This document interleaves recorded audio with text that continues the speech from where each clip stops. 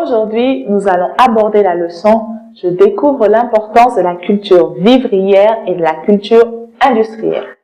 Alors, nous avons tous un plat préféré, ou au moins un aliment que nous aimons beaucoup. Pour ma part, mon aliment préféré est le foufou. Bon, je dirais mon plat préféré est le foufou. Sais-tu de quoi est composé mon plat préféré? Très bien, principalement de bananes plantain. Maintenant, pour faire la sauce du foufou, on utilise beaucoup de légumes. Entre autres, on trouve quoi dans la sauce? Du gombo, des aubergines et beaucoup d'autres légumes. Alors, pour ce qui est de ton plat préféré, sais-tu de quoi il est composé? D'accord. Mais tous ces aliments, sais-tu d'où est-ce qu'ils proviennent? Exactement, ils proviennent du marché. Mais avant d'arriver au marché, ces aliments, on les appelle des aliments provenant de la culture vivrière. Alors, aujourd'hui, on va parler de qu'est-ce qu'une culture vivrière, mais aussi qu'est-ce qu'une culture industrielle, parce qu'il faut distinguer les deux.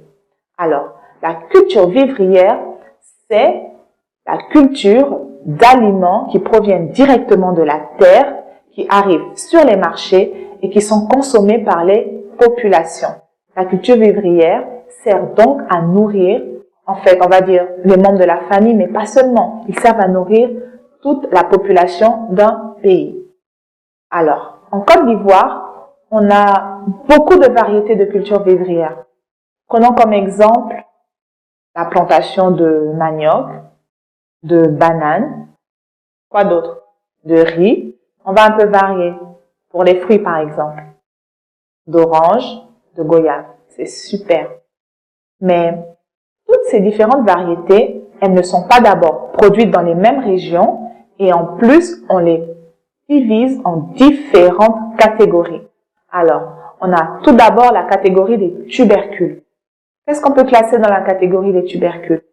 Dans la catégorie des tubercules, on classe l'igname, le manioc, le taro, entre autres.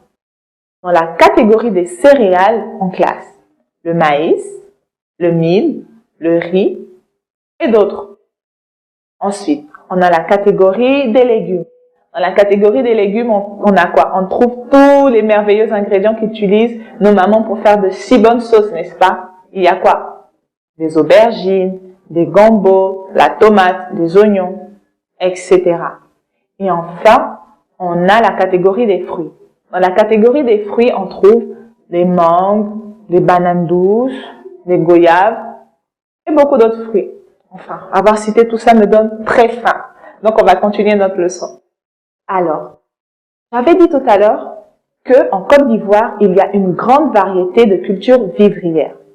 Mais toutes ces cultures sont réparties dans différentes zones. En fait, je vais mieux m'exprimer. Dans chaque zone de la Côte d'Ivoire, on se spécialise dans une culture différente.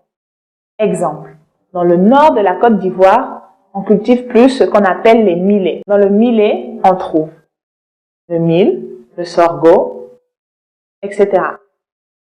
Ensuite, on a la zone du littoral. La zone du littoral, en fait, dans la zone du littoral, on cultive beaucoup de tubercules. Et parmi ces tubercules, on a le manioc. Alors, on a quelle autre zone du pays? On a la zone du sud-ouest. Dans la zone du sud-ouest, on cultive beaucoup de riz. On a quoi d'autre? On a la zone du centre et de l'est. Dans la zone du centre et de l'est, on cultive aussi beaucoup de tubercules, mais ces tubercules relèvent plus de l'igname. On a la zone des forêts. Dans la zone des forêts, on cultive beaucoup de bananes plantain. Voilà un peu la répartition des différentes cultures vivrières en Côte d'Ivoire. Alors, après tout ce que j'ai expliqué en ce qui concerne la culture vivrière, on va développer maintenant la culture industrielle. Avec la culture industrielle, on utilise des espèces végétales, mais on les transforme en matières premières pour alimenter certaines industries qui transforment les aliments. Aussi, on utilise ces espèces végétales dans les industries agroalimentaires. Alors, on va citer quelques exemples de culture industrielle. Est-ce que vous savez que la Côte d'Ivoire a été hissé parmi les plus grands pays du monde à cause de sa production industrielle? Eh bien, c'est vrai. On a été, par exemple, pendant de nombreuses années, premier producteur de café. Aujourd'hui, nous sommes 7e. Aussi, on est premier producteur de cacao, premier producteur mondial.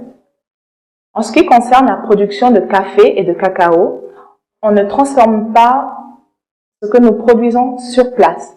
La plupart de notre production est exportée et transformée à l'étranger. Qu'est-ce que nous trouvons d'autre dans la culture industrielle en Côte d'Ivoire?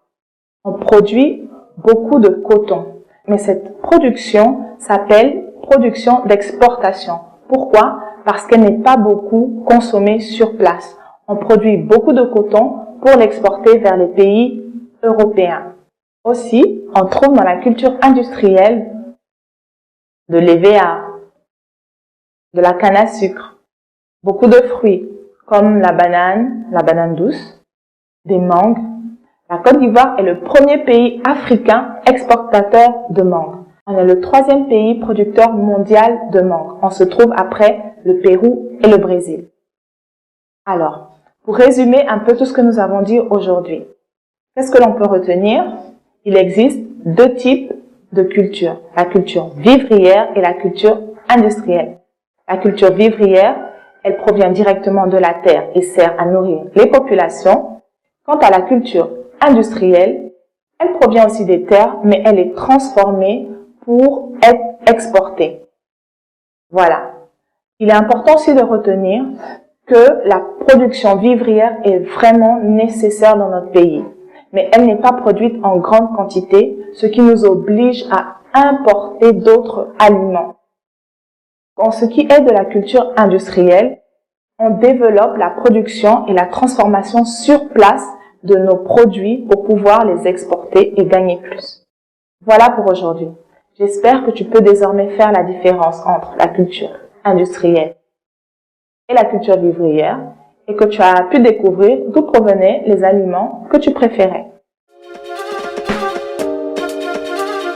Succès.